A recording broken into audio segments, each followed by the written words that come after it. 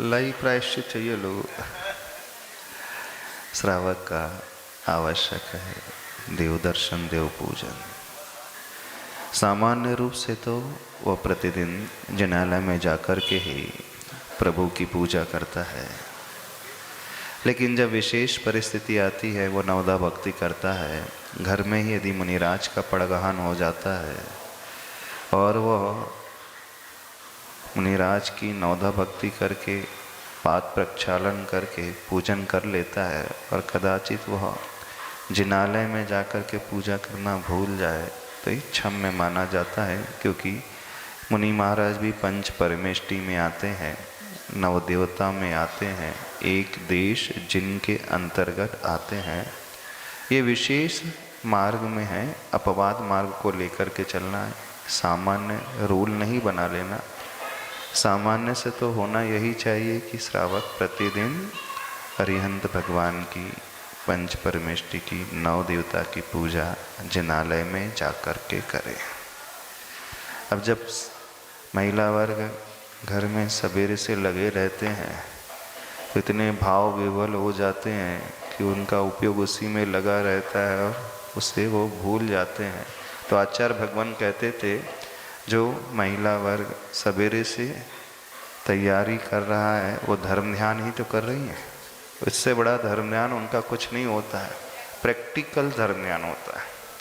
मंदिर में जाकर के जो पूजा होती है वह भी धर्म ध्यान है, लेकिन यहाँ जो शास्त्रों में आप पढ़ते हैं उसे अपने जीवन में उतारते हैं, क्योंकि श्रावक का कल्याण दान से ही हो पाता है। और जब वो दान दे रहा है तो दान में सर्वप्रथम वो पूजन करता है, तो यहाँ सब कुछ घटित हो जाता है।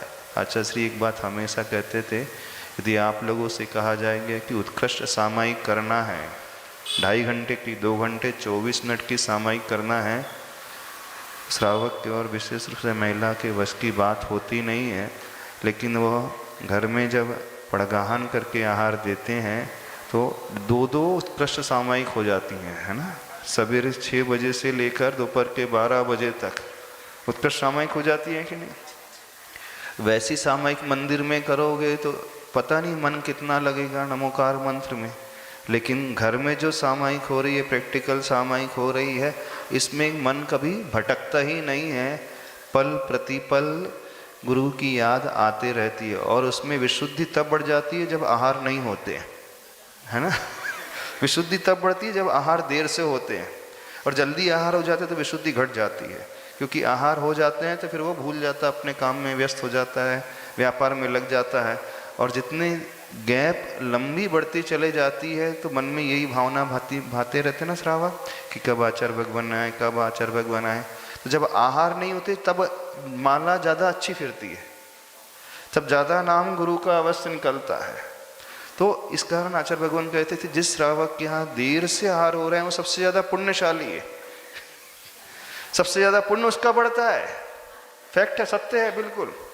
कोई बोल रहे हैं कि आंसू आ जाते हैं, तो ये सबसे बड़ा धर्म ध्यान है, क्योंकि श्रावक हमेशा पंच इंद्री के विषयों के लिए आंखों में आंसू बहाता है, और जब पंच परमेष्टि के लिए आंसू बहा रहा है तो इससे बड़ा धर्म ध्यान उसका हो ही नहीं सकता।